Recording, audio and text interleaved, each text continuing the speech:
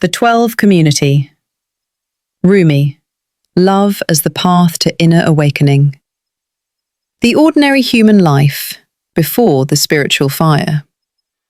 Before the poems of love, before the language of union, before the mystic songs that crossed centuries, there was a man living an ordinary, respected life. His name was Jalal ad-Din Muhammad Rumi. He was not born a wandering poet. He was not born a rebel mystic. He was not born outside religion. He was born inside structure. Rumi was born in the year 1207 in a region of the world that is today around Afghanistan and Turkey. His father was a well-known religious scholar and teacher. This means Rumi grew up in a home filled with books, religious law, interpretation, teaching, debate, discipline. From childhood, he was trained to understand religion, not question it. He learned scripture the way a student learns mathematics, carefully, correctly, systematically. He was educated in law, theology, language, logic, religious interpretation. He did not grow up confused about belief. He grew up confident in it. He learned how to teach others before he learned how to listen to his own heart. And this matters, because many people imagine spiritual awakening as beginning in rebellion. But for Rumi, it began in obedience. He did everything right.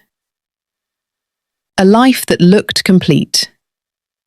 As he grew older, Rumi became a respected teacher himself. People came to listen to him. Students gathered around him. Communities trusted his judgment. He had status. He had honor. He had a respected role in society. He married. He had a family. He had responsibility. By all normal measures, his life was successful. This is important for your listeners to understand. Rumi did not begin as a broken man searching for meaning. He began as a successful man who still had not found fullness. There is a difference. Many people think spiritual seeking begins only from crisis. Often it begins from quiet incompleteness. The difference between order and aliveness. Rumi's life had order, but order is not the same as aliveness. You can follow every rule and still feel something missing. You can be respected and still feel untouched inside. You can teach truth and still not feel transformed by it. This is the first universal teaching from Rumi's life. A correct life is not always a complete life. Many listeners will recognize this quietly in themselves. Routine without depth, belief without fire, knowledge without inner change. Religion as structure, not yet experience. For Rumi at this stage, religion was mainly understanding, explaining, teaching, defending, not yet experiencing. He knew about God, but had not yet been burned by the experience of the divine. And this is not hypocrisy, it is a stage. Many sincere people live here. They are not fake, they are unfinished. Inside him, though he could not yet name it, a deeper hunger was forming. Not for more knowledge, but for something alive. Knowledge without inner transformation. Why learning alone is not enough. Rumi was highly educated, respected, trusted, skilled in religious knowledge. But knowledge and transformation are not the same thing. This is one of the most important spiritual distinctions a person can understand.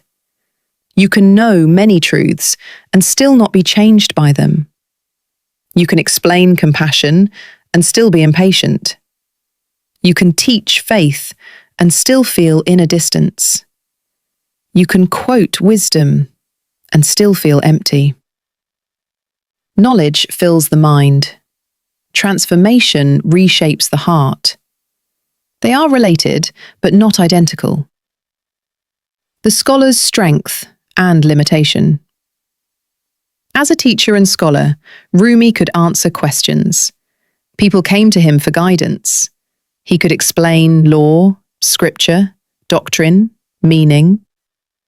But explanation is not experience. Describing fire is not the same as being burned. Describing love is not the same as being transformed by love. Many spiritual traditions warn about this stage, when a person becomes satisfied with understanding the map, but has not walked the path. The map is useful, but it is not the journey. A quiet gap begins to be felt. There is a moment in many sincere lives when a subtle gap appears. Outwardly, everything is correct. Inwardly, something is untouched.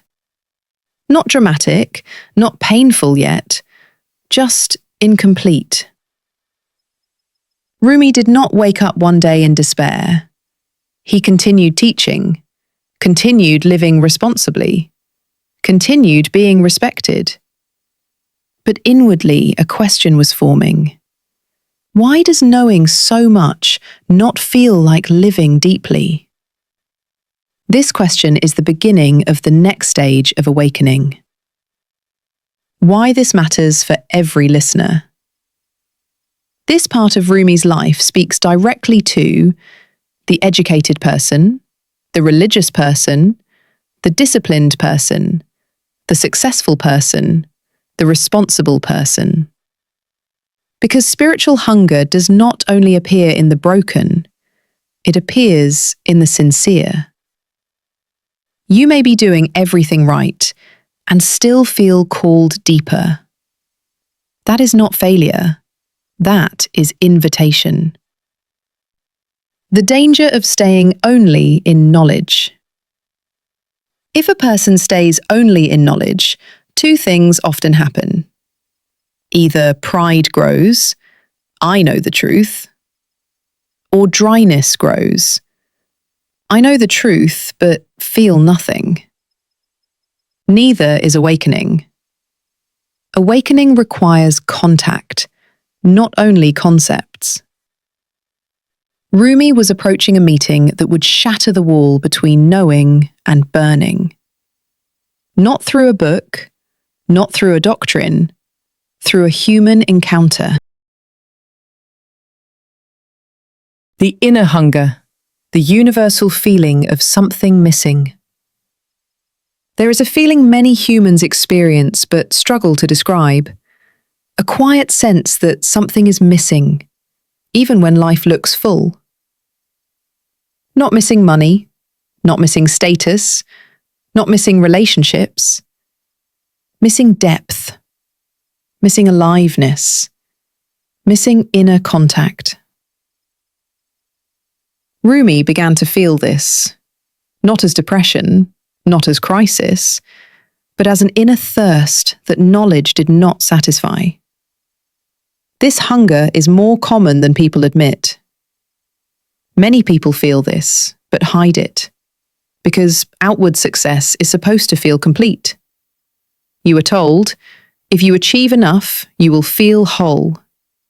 If you believe correctly, you will feel secure. If you behave properly, you will feel fulfilled. But many discover quietly, correct living is not always living deeply. You may have routine, but not fire. You may have answers, but not wonder. You may have belief, but not experience. This creates inner hunger.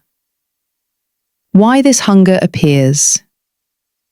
This hunger appears when the soul, the inner life, wants direct experience, not second-hand truth. It is the difference between reading about water and drinking water, reading about love and being transformed by love, reading about God and feeling God. Rumi could speak about devotion, but had not yet been consumed by devotion. He could explain faith, but had not yet burned in faith. This is not hypocrisy. It is a stage of growth. 2 ways people respond to inner hunger. When this hunger appears, people usually choose one of 2 directions. They distract themselves, more work, more noise, more activity, or they listen. Distraction buries the hunger. Listening deepens it. Rumi listened, not loudly, not dramatically, quietly. Why listening is dangerous and necessary. Listening to inner hunger is dangerous because it may change your life. It may disturb comfort. It may challenge identity. It may question certainty. But ignoring it creates spiritual dryness. This is the moment before transformation begins, not when truth is found, but when readiness appears. The pattern in many spiritual lives. Look at many great teachers. Before awakening, hunger. Before transformation, incompleteness. Before fire, dryness. This is not failure. It is preparation. And then, in Rumi's life, the preparation met a spark. Not a book, not a ritual, a person, a mirror, a disruptor. Shams of Tabriz, the encounter that shattered the old. Rumi. Every deep transformation in human history contains a moment of interruption. A moment when the old identity can no longer continue unchanged. For Rumi, that interruption came through a man named Shams of Tabriz. Shams was not a polished scholar, not a respected institutional teacher, not a formal authority. He was a wandering mystic, unpredictable, direct, intense. Spiritually experienced, but socially unconventional. He did not speak to impress, he spoke to awaken.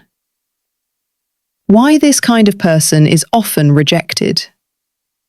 People like Shams are often misunderstood because they do not protect comfort.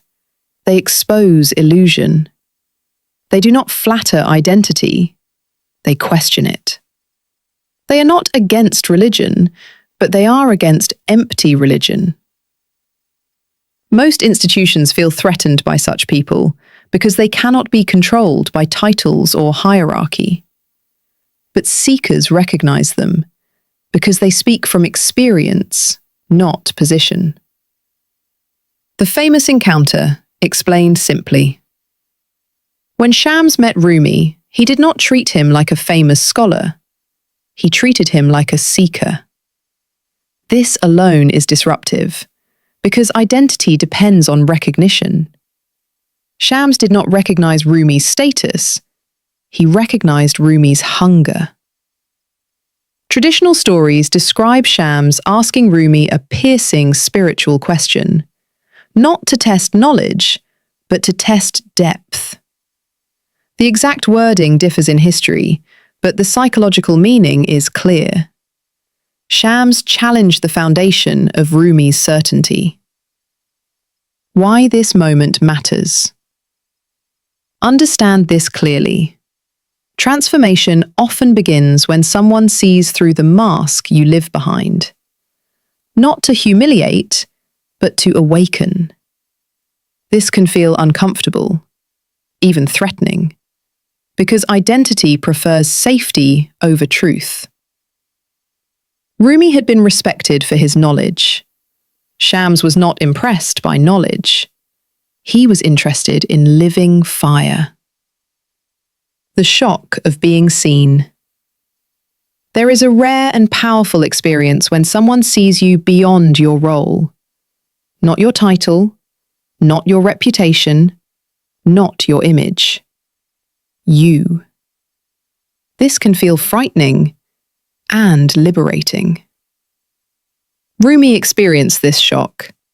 For the first time, he was not being treated as teacher Rumi. He was being addressed as a soul. Why awakening often arrives through relationship. Many people expect awakening to come through solitude only, but often it comes through relationship, through encounter, through mirror.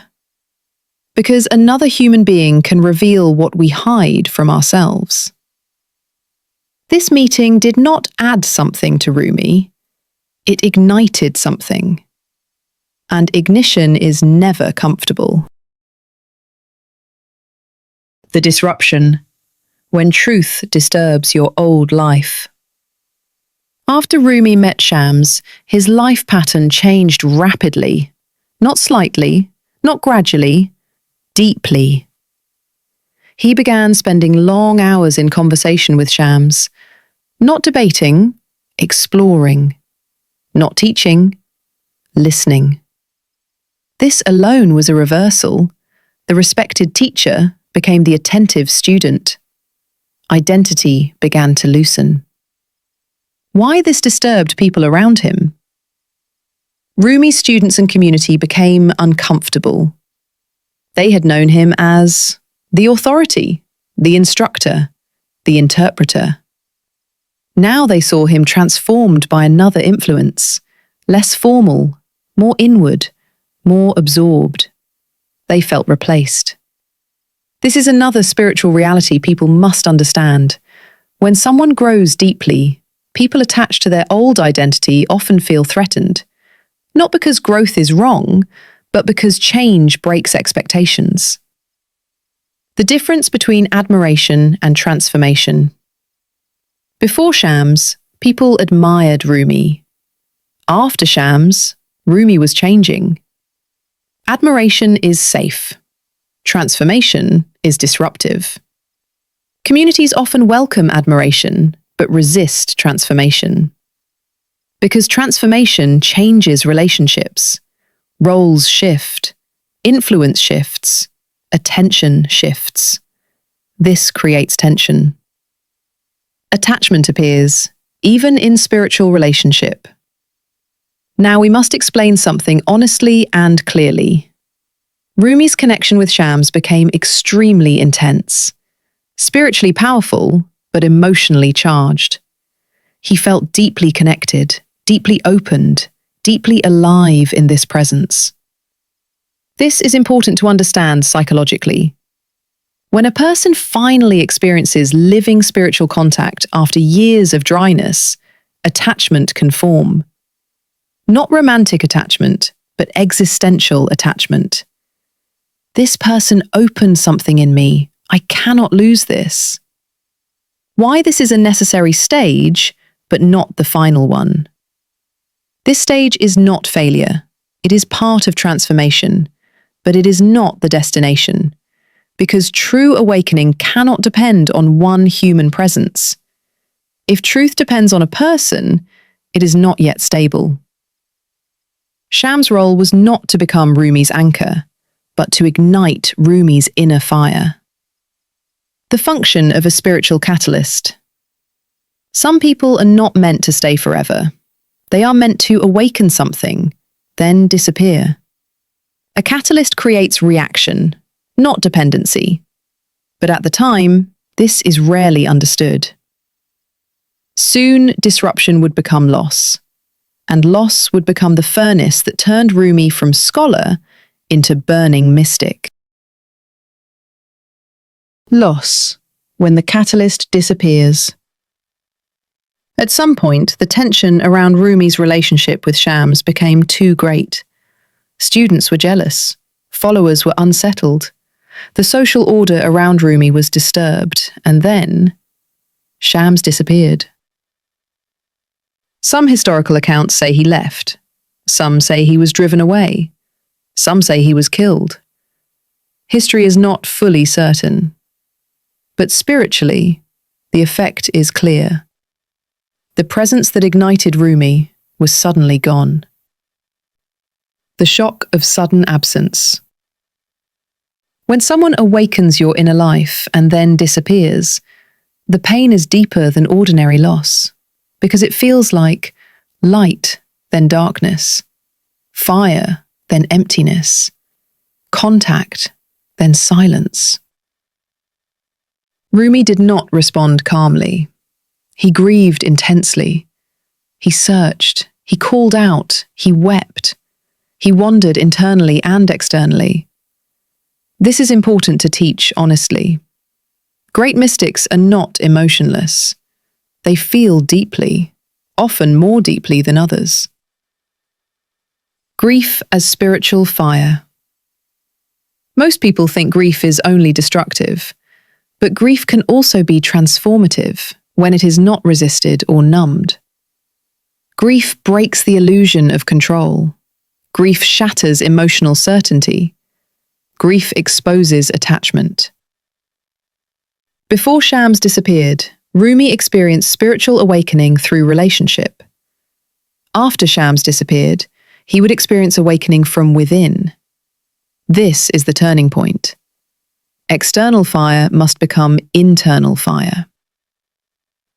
The difference between comfort love and transforming love. Comfort love says, "Stay, make me feel safe." Transforming love says, "Burn and become real." Shams did not come to comfort Rumi. He came to ignite him. When the outer source vanished, the inner source began to grow. But this growth did not feel peaceful at first. It felt like burning. Why pain can open what comfort cannot. Comfort maintains identity. Pain questions identity. Comfort keeps the structure. Pain cracks the structure. Not all pain transforms, but pain that is consciously lived can open depth. Rumi did not run from the fire. He entered it. And from that inner burning came something new. Not just a changed man, but a changed voice. The beginning of the poetic explosion. After this loss, Rumi began expressing truth differently. Less formal teaching, more direct expression, more heart language, more experiential language. Not abandoning religion, but deepening it. We now enter the most misunderstood word in Rumi's teaching, love. But we will define it clearly, not romantically. What Rumi means by love, explained clearly, not romantically. When people hear the word love, they often think of emotion, attraction, romance, affection, desire. But this is not what Rumi meant by love. Rumi used the word love to describe a force of transformation, not a feeling of comfort. Love as the fire that burns the false self. For Rumi, love is the fire that burns away what is not real. Not the body, not the soul. The false self, the identity built from fear, pride, and separation. Love exposes illusion. It reveals where we cling. It reveals where we control. It reveals where we pretend. That is why love is not gentle at first. It is honest. Why love feels dangerous. Love feels dangerous to the ego because the ego survives on separation. I am this, you are that. I must protect myself.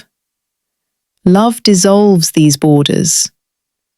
This is why Rumi wrote about love as something that shatters, breaks, and ruins. Not to destroy the person, but to free the soul. Love is not attachment. This is extremely important. Attachment says, I need you to remain so I feel whole. Love says, I'm willing to be transformed, even if you leave. Rumi's grief after Shams's disappearance was not the end of love. It was the purification of love. The love moved from outside to inside, from dependency to union. Love as awareness in motion. Another way to understand Rumi's love. Love is awareness without resistance. When you stop resisting reality, when you stop demanding control, love flows naturally. This love is not selective.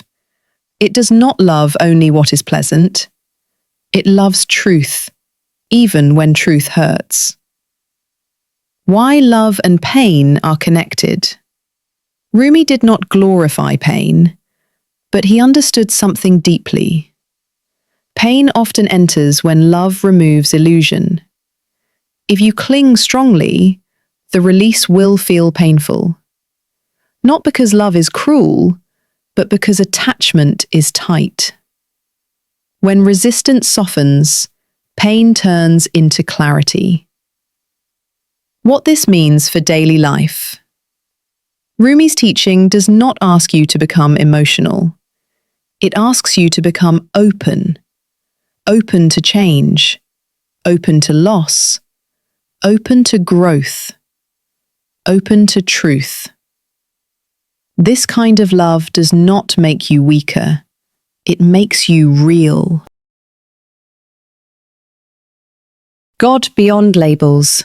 Rumi's vision explained simply. Rumi was not against religion. He was formed inside religion. He taught inside religion. But his experience of God became larger than religious labels. This is an important distinction. Some people reject religion completely. Others cling to religion rigidly. Rumi did neither. He entered deeply and then expanded inwardly. God as experience, not only concept. For many people, God is mainly an idea, a doctrine, a definition, a belief statement. Rumi spoke of God as experience, something known inwardly, not only described outwardly.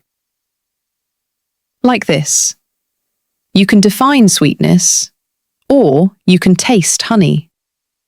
Rumi was pointing to the tasting. Why he used many names and images.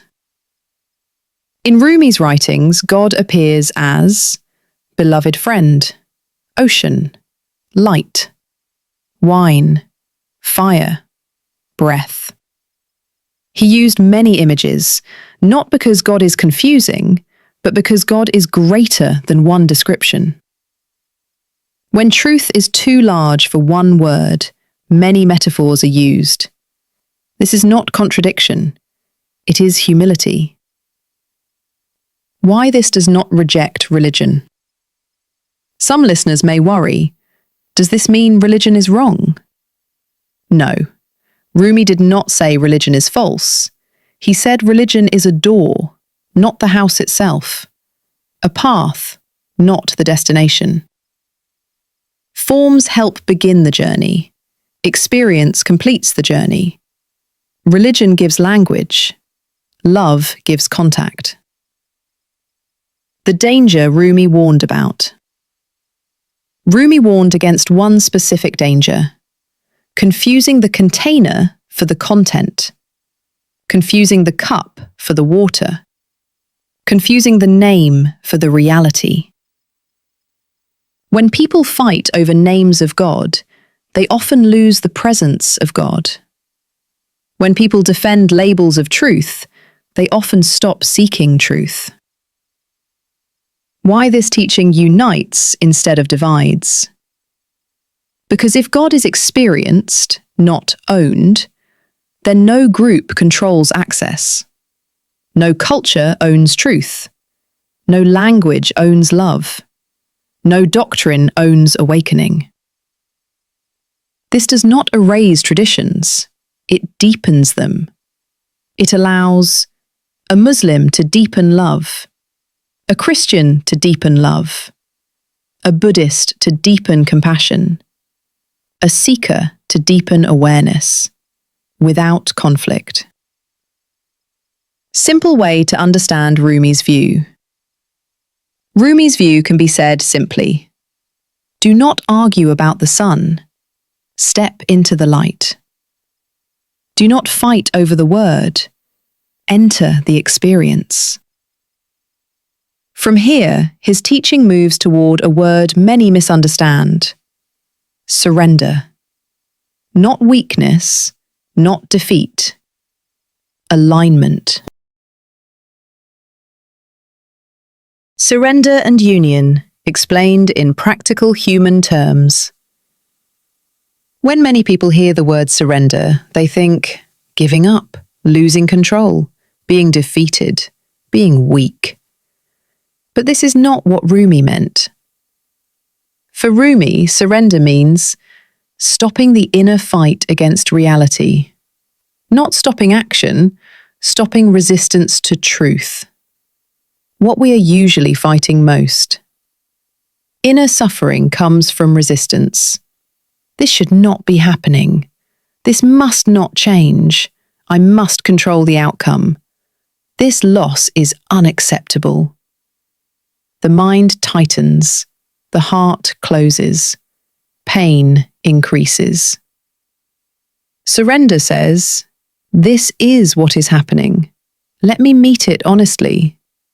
Not liking it, but meeting it. Surrender is not passivity. This must be very clear. Surrender does not mean do nothing, accept injustice, avoid responsibility, stay silent in harm. No. Surrender means stop fighting reality inside so you can respond wisely outside. Inner acceptance leads to clearer action. Resistance clouds judgment. Acceptance clarifies it. A simple everyday example. If you fall into water and panic, you sink faster. If you relax and align with the water, you float and move. Surrender is floating, not drowning. It is cooperation with truth, not collapse before life. What Rumi means by union. Rumi often speaks of union, and this is also misunderstood. Union does not mean you disappear as a person. Union means the sense of separation softens.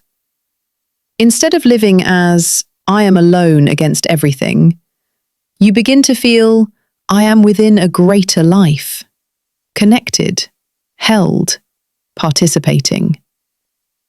Union in practical terms. Union looks like less ego defense, less identity fear, less control obsession, more openness, more presence, more compassion. You still act, still decide, still live, but without the constant inner armor. Why love leads to surrender. Rumi links love and surrender because love loosens control. When you truly love truth, you stop forcing illusion. When you truly love reality, you stop pretending.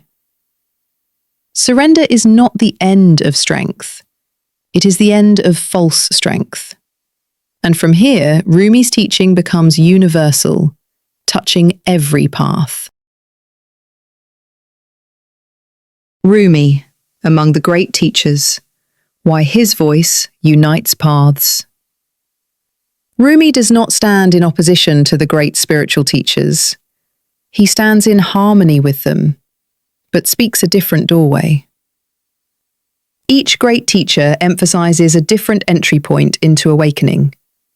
Some begin with awareness, some begin with compassion, some begin with discipline, some begin with truth. Rumi begins with love. Not emotional love, transforming love. Different doors. One inner movement. We can understand this simply. One teacher says, observe your mind. Another says, purify your heart. Another says, act with righteousness. Another says, awaken compassion. Rumi says, burn in love until separation dissolves. Different doors, same inner direction. Less ego, more truth, more compassion, more awareness, more surrender to reality. Why Rumi speaks across religions. Rumi's language travels easily across religious boundaries because he speaks in inner experience language.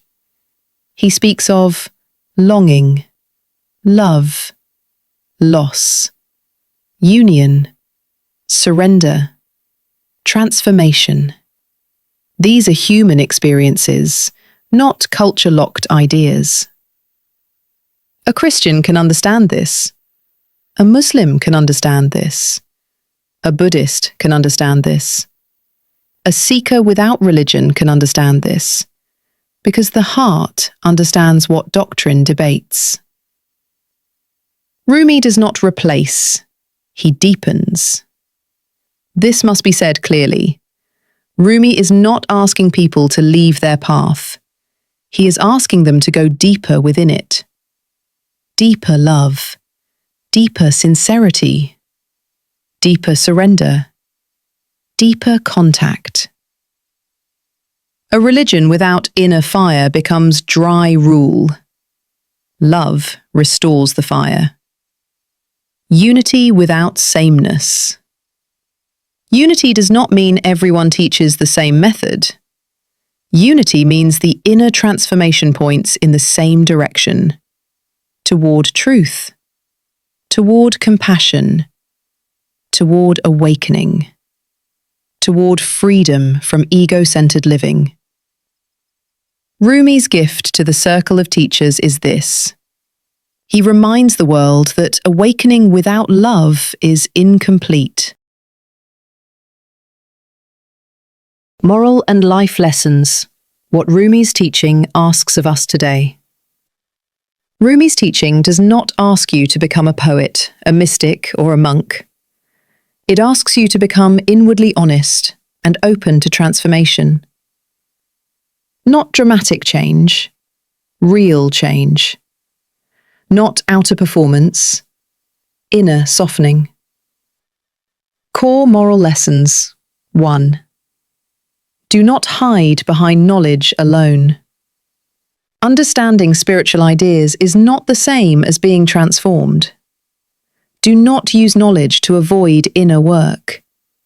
Ask yourself regularly, am I changed or only informed? Truth should warm the heart, not only fill the mind. 2. Welcome inner hunger instead of numbing it.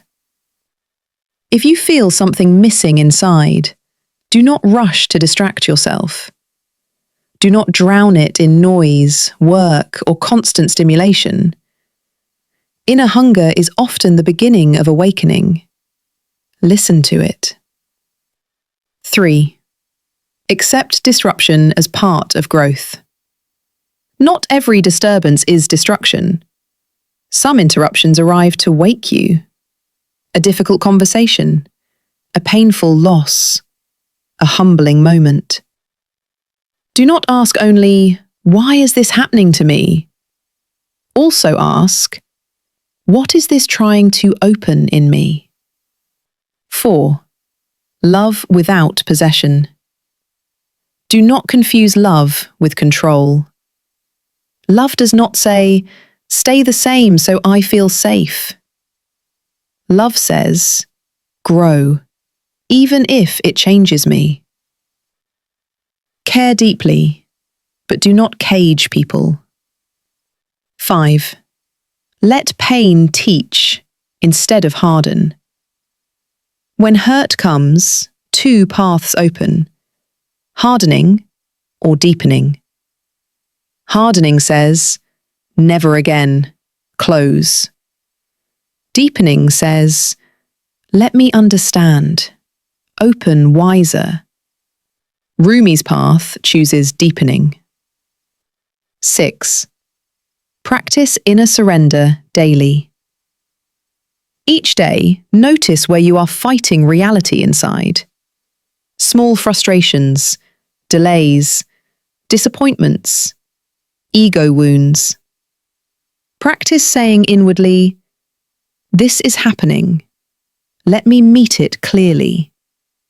Not passive, present. 7. Keep the heart soft and the mind clear.